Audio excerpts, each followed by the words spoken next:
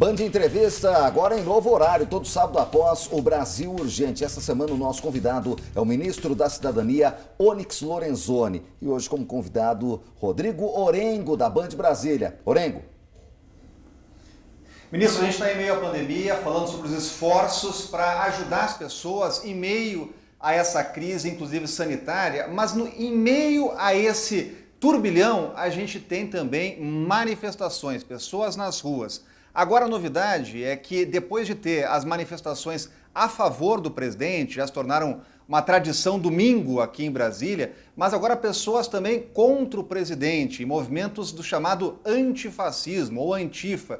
Gostaria de saber da sua análise, como o senhor está avaliando esse cenário e se o senhor também considera que esse movimento chamado antifa poderia ser classificado como terrorismo, ministro.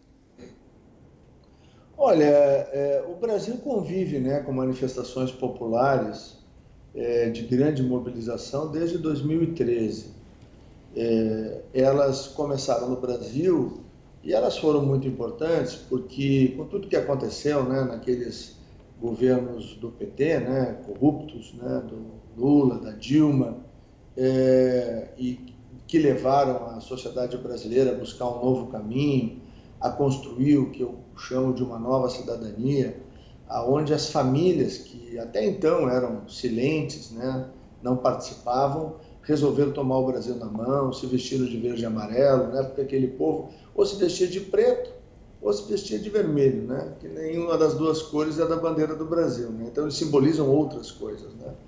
E aí o presidente Bolsonaro, então o candidato Jair Bolsonaro, consegue simbolizar isso, galvanizar isso, numa campanha pobre, humilde, mas que tocou no coração dos brasileiros porque falava de verdade e falava de valores, princípios, família, liberdade,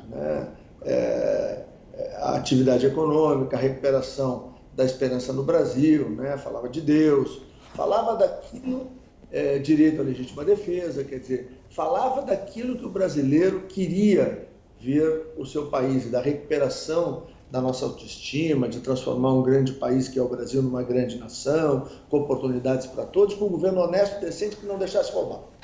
Então a ideia é esta. Bom, nós enfrentamos, eu que caminho ao lado do presidente Bolsonaro desde maio de 2017, com foco nesse processo que nos trouxe até aqui, nós sabíamos que não ia ser fácil, esse é um governo disruptivo, que está reorganizando as relações entre os poderes, que está reorganizando as relações entre o poder executivo e a própria sociedade. O brasileiro se acostumou a ser usado e os governos se servir da sociedade brasileira. Hoje, a ampla maioria da sociedade tem consciência que o presidente Bolsonaro, o time de ministros, serve às pessoas e serve ao Brasil. É diferente a condução. Nós, o ano passado, fizemos naquela lei de liberdade econômica uma das mais importantes mudanças constitutivas do Brasil. Desde que o Brasil é Brasil, o cidadão sempre foi servo do Estado brasileiro, servo dos presidentes da época, e desde que nós aprovamos a lei da liberdade econômica, qualquer cidadão brasileiro ou cidadã brasileira tem razão perante o agente público até que o Estado brasileiro prove o contrário. Aliás, esse foi um dos pilares fundamentais que fizeram a diferença. 200 anos atrás, o Brasil era mais rico que os Estados Unidos. Hoje, não há nem comparação. E um dos pilares para que isso acontecesse foi exatamente essa prevalência da cidadania sobre a burocracia governamental. Então, eu sinceramente acho que nós caminhamos cada vez mais para o amadurecimento dessas manifestações. E, bom, aí tem um oportunismo muito grande. Muitos aí apostavam que poderiam haver problemas para o presidente ou para o governo, E, bom, graças a Deus, a gente viu naquela matéria da publicação daquela reunião do dia 22, que o presidente Bolsonaro é aquilo que os seus eleitores esperavam dele. Um homem verdadeiro, um homem franco, um homem direto, apaixonado pelo seu país e que usa toda a intensidade do seu coração para fazer com que as transformações ocorram no Brasil. Então, talvez tenha alguns grupos minoritários aí que entraram em desespero, mas isso a democracia resolve. Ministro, deixa eu voltar ao auxílio emergencial, perdão. O senhor disse que algumas pessoas que ainda não foram beneficiadas poderão atualizar os dados e rever a situação. O Ministério pretende criar uma nova ferramenta para isso? Essa nova ferramenta estará disponível a partir da próxima segunda-feira, através do telefone 121, do site do Ministério da Cidadania e também através das agências, né? Nós estamos por fechar o acordo, né, com os Correios, para que, nós devemos anunciar até sexta-feira, para que as agências dos Correios possam ajudar a essas pessoas a resolver o problema. Vou dar aqui um exemplo. Ontem aprovou na Câmara a prevalência da mulher chefe de família sobre o homem chefe de família. Por quê? Nós identificamos aqui o seguinte: casais que viviam juntos, eram casados, se separaram, mas não formalizaram essa separação. Isso é muito comum no Brasil.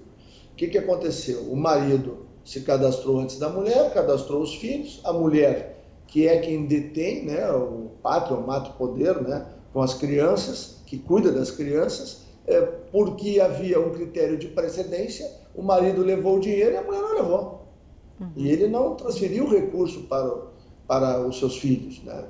Aí tem questões éticas e morais nessa discussão, mas o concreto, pragmático é isso. Então, por exemplo, neste conceito aprovado pela Câmara, eu espero que o Senado ratifique, nós rapidamente mudamos o processamento aqui e vamos alcançar as mulheres, assim como na determinação das mães monoparentais, que são aquelas mulheres que não eram casadas, são chefes de família, de qualquer idade, porque começamos com as mães acima de 18 anos. Aí o Senado e a Câmara fizeram uma modificação, agora são inclusive as mães menores de idade. E nós estamos atendendo rapidamente e revisamos. Se ela não ganhou na primeira avaliação, a gente volta lá atrás, paga a primeira, a segunda e a terceira. E é assim que vai se acertando os detalhes da lei para se conseguir atender a todo mundo. Ministro, nosso tempo está esgotado. Gostaria de agradecer imensamente sua atenção com o Band Entrevista que entra nessa nova fase. Até uma próxima oportunidade.